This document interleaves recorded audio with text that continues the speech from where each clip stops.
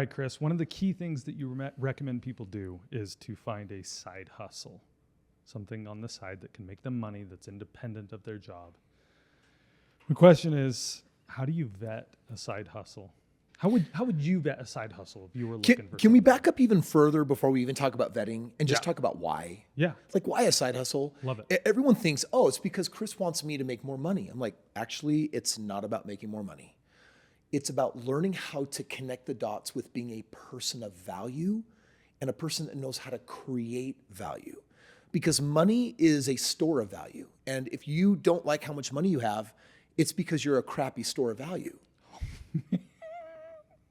No, I'm not joking. No, I'm saying, like, people complain, I'm not making enough money. You know, I'm creating so much value, I should be paid more. I'm like, the market, for the most part, is determining what you're worth. If you don't have enough money, then you have to go inside and just ask, where am I being a crappy human being? Like, what's up? Kris Krohn here. I am pausing my own podcast to drop you a quick message. Do you know how you're going to have millions of dollars at retirement? And if you don't, did you know that people all over the world partner with me in real estate? When they have $50,000 or more in a 401k or IRA or equity in a home or crypto or savings or wherever you stash cash, did you know that's enough money to partner with me, put it in the game of real estate, and let me show you how you can get access to really exciting double-digit returns. And when those double-digit returns compound, what that does is it turns potentially into millions of dollars. I've got a track record on thousands of homes, over $2 billion worth of real estate. And if you want to know what that could look like, click the link below, learn about partnering with me. Let me show you all the stats, the numbers, the information, and who knows, this message might be the reason why you wind up a multimillionaire. Listen, when people, like, let's just for a moment, let's just piss everyone off, okay? When you go Kris, full... it's just one of those things that you say that I'm like... I'm not trying to offend people. I know, and you're probably right, but I'm like, man, No. Someone's going to hear this and be like, When you... Kris Krohn. No. Okay, so for just a moment, like, bear with me as I talk W-2.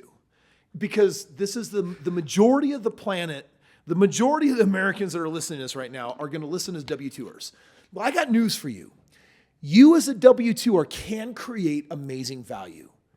But I need you to understand that your employer is creating way more value for you. They're taking on tremendous risk. They say, show up at 9 a.m., be done at 5 p.m. Here, I'm getting pressures politically and from the environment to, by the way, go from a 5-day work week to a 4-day work week. Let's make everything as easy and posh for you as possible. And here's what they don't get in this movement. You are going to be creating less value and less value and less value, and you're less worthy of a raise. You're less worthy of more money. And that's the problem with the W-2 game. Now, you can, inside that system, obviously climb ladders. You can bring more value. In fact, before I became an entrepreneur and an owner of my real estate company, I worked for this company. I did a year of sales with them. I made less than 20 grand my first year. The second year I got better at the game. I went into corporate training, and then I started developing sales divisions. And I realized something one day. It was about a year into my career. These people don't care about me. Their job, they don't look at my financial future. They just see a young, dumb kid and they're like, we are paying you to do these activities. That's it.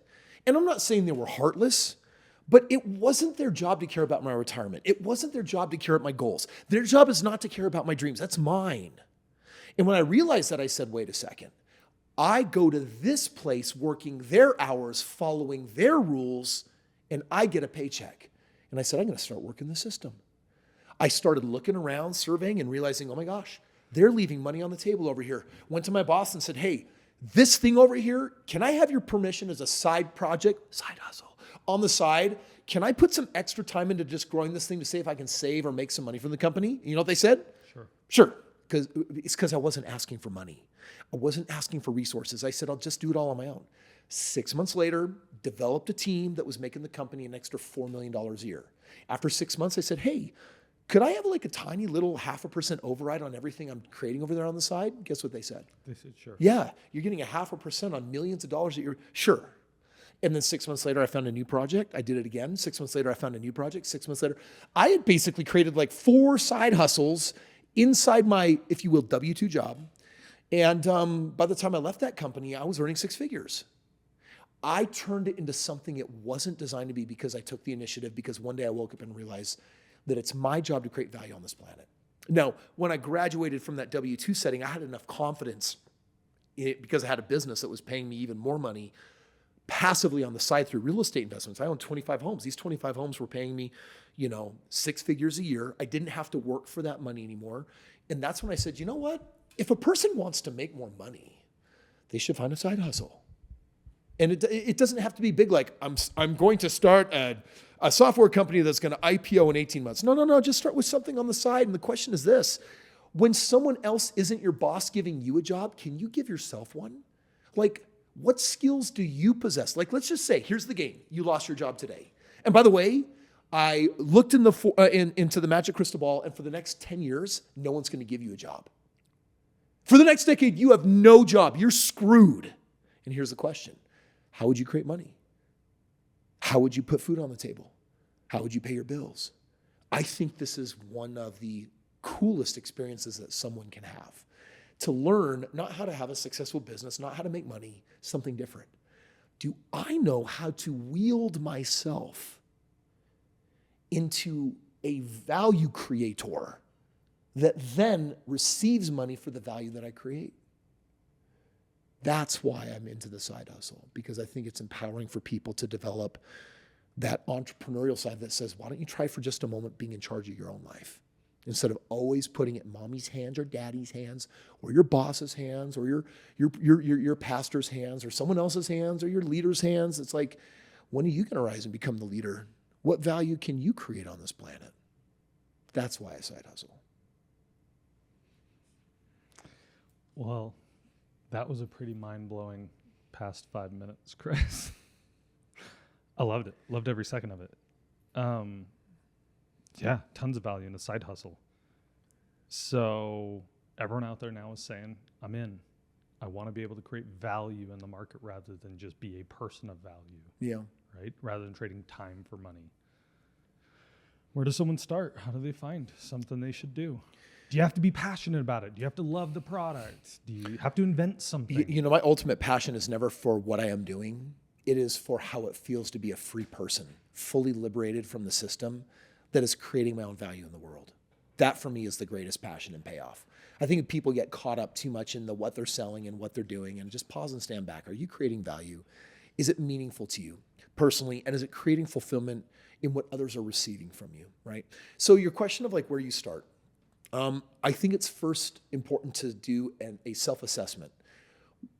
How do I create value in the world? When someone doesn't see their value, like think for just a moment about felons that come out of or those that come out of the prison system. Yeah. And guess what kind of jobs they get? Bad ones, because no one's going to hire them. I'm not going to say bad ones, but I'm going to say these are the laborers. They are framers. They're concrete workers. They do really, really hard jobs. They basically do the jobs that nobody wants because the only value that you have to be able to apply is a body with some level of muscularity that can endure a certain level of hard work. And that's it. That's their only value. And if you don't get educated and if you don't develop skills and abilities, then all you'll be good for is what you can do with your body. For just a moment, think of ladies of the night. Think of the red light district. Think of the oldest profession of all time. And it's like, what value are these ladies creating?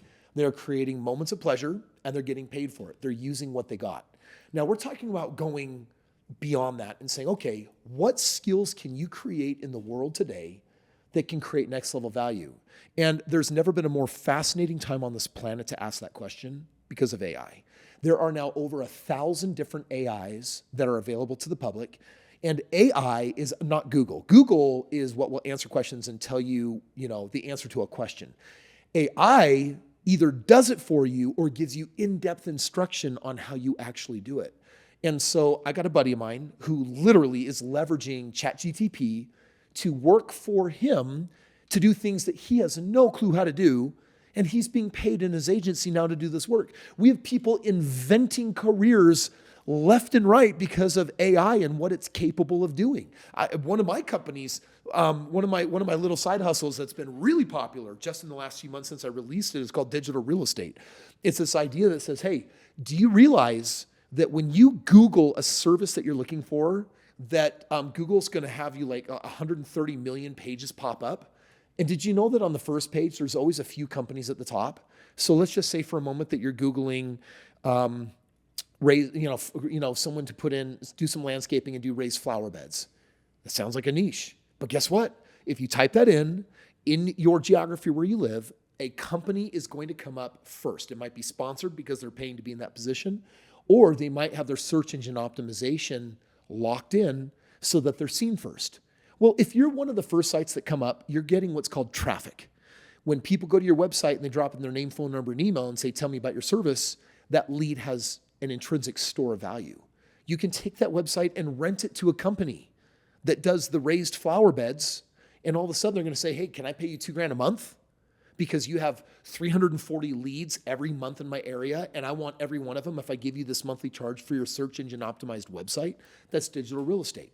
Well, guess who knows how to create that website? AI. Guess who knows how to search engine optimize it? AI. Guess who knows how to add in the backlinks, create a logo for you, and drive all of it? AI. So now all of a sudden it's like, do I need to go to school to become a programmer or a website designer? Do I need to learn how to do these things? And the answer for the first time ever is no. Being a person of value has never been so easy on the planet. So if people aren't making the money they want, like there's a part of me that's like, then you might be one of those sleepwalkers going through life taking zero initiative, because it has never been easier in our world today to make money. Yes, even in a recession. So there's a lot of opportunities out there. No, let's not do that. Let's talk about you. Okay. Like, can we break the fourth wall? Yeah. So what are things that you do to create value? What have you learned? What do you know how to do? I think I'm pretty good at getting a group of people excited about pushing something across the finish line. You're a culture builder, and you are a leader that unites people under a banner and causes them to get all behind a project. Yeah. Such a valuable skill. What else? I mean, in my family, I'm the breadwinner. No, I'm talking about your marketable skills. Who put my social media and got it to where it is today? Yeah, I think, so one of the things that I bring to value to you is having watched you do business for years. And to be frank, I've seen your ups and your downs. And I was smart enough to be paying attention through it all. And I think there's a number of times where I've been able to come to you and say, hey, Kris, we've already done that before. And remember how it didn't pan out because of X, Y, Z? And so I would say my education through that experience. Yeah. I know how a business runs. I know the parts of it. I know what's most important, what things to focus on. I know how to recognize an A player.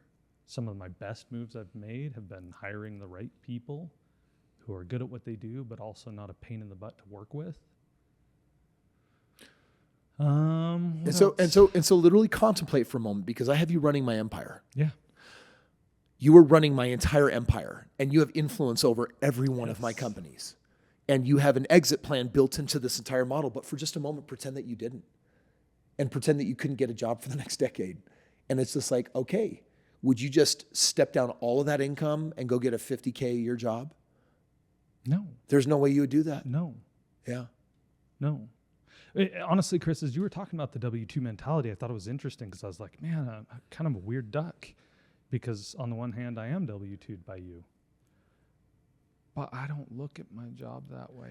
First of all, you got heavy bonuses. Yeah, you're an entrepreneur. Uh-huh. You on the cap table have ownership in one of my most important companies, and through profit share have ownership in all of my companies. Yep. So no, you actually are a really great example of someone who started. I mean, dude, what was your starting wage all those years ago for being a video editor? Video editor turned CEO turned like president of the board, right? $28,000 a year coming out of college with piles of debt. And what you've done is you have transformed yourself through adding skill after skill after skill. You were my marketing director. You ran my social media. Then you started, running managing different the team, divisions, companies, et cetera, et cetera, et cetera. And so you've done it. You have it. And yeah, you're in the perfect niche to be in. And ideally, this is what W-2ism looks like. Right.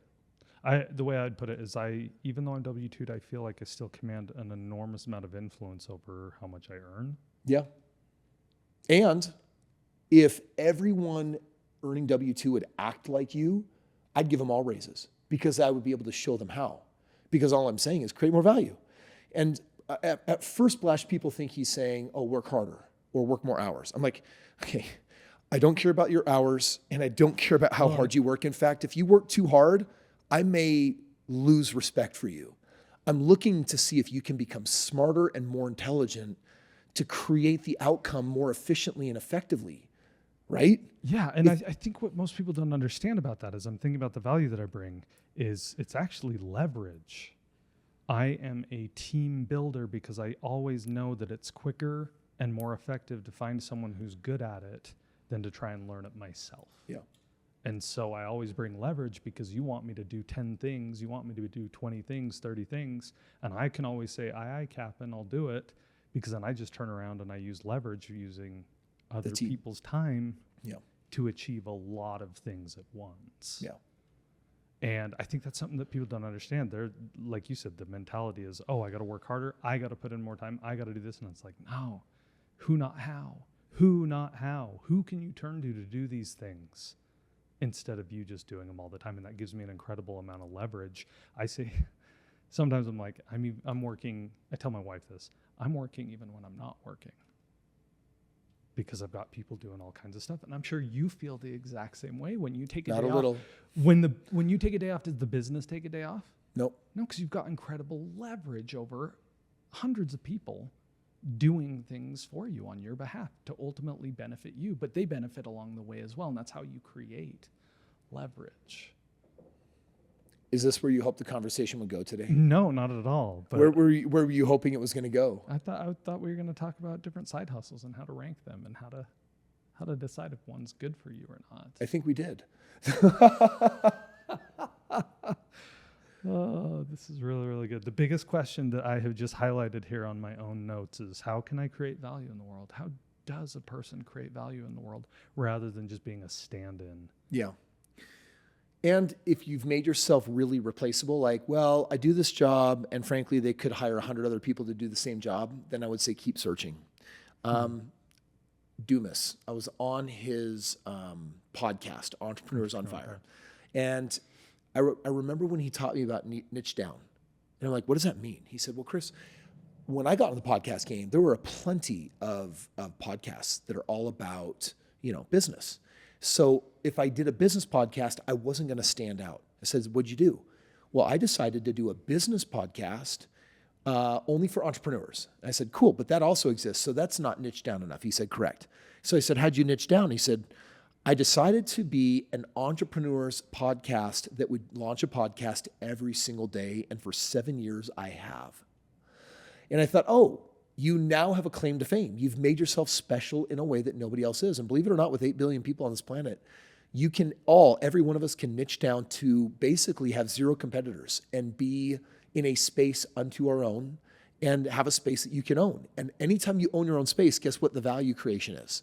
It's at its peak. Speaking, by the way, of really lucrative side hustles, like I have had my fair share of them in just the last 5 years. We've taught people how to, we call it high profit hustle. It's like, what are the house fix repro projects that cost the most money? Well, a kitchen remodel, 30, 40 grand. Finishing a basement can be 100 grand, 200 grand. And I said, if you know how to market those leads really cheap on Facebook and then give the leads to a builder and take a 10% cut on whatever gets sold, you're gonna make a lot of money. I've got guys that have made $10,000, $20,000, $30,000 from just literally arbitraging leads. That was a fun one.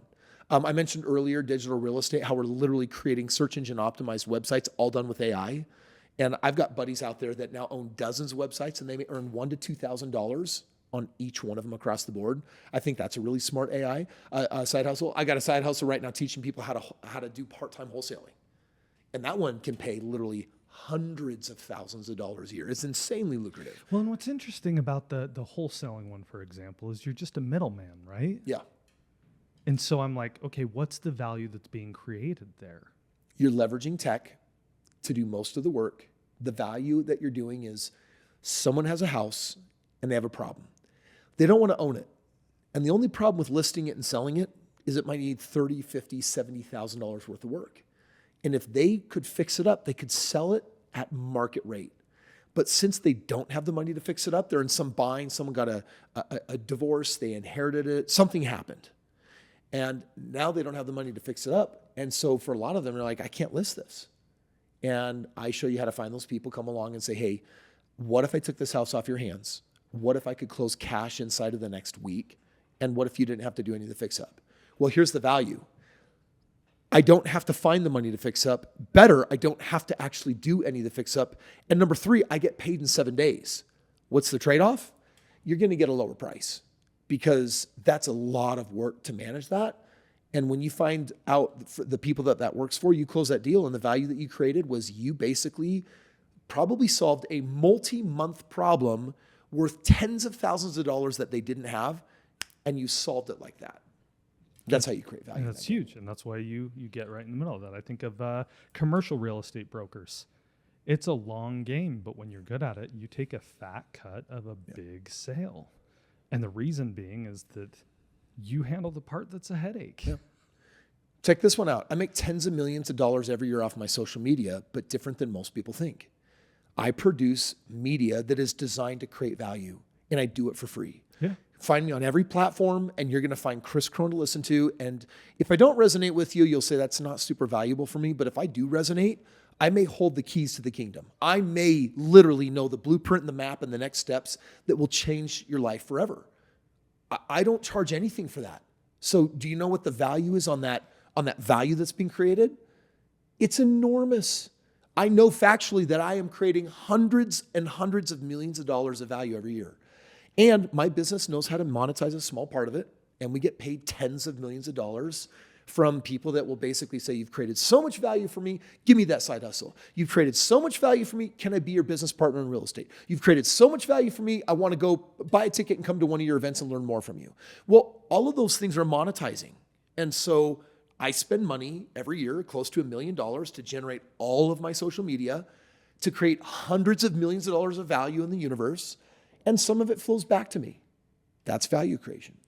Yeah, and every once in a while we get someone on the phone who will be like, okay, so Kris does real estate. He's buying in Florida in these great markets. And they'll be like, they think they got us. And they're like, so what's stopping me from just going and doing it myself? And we're like, nothing.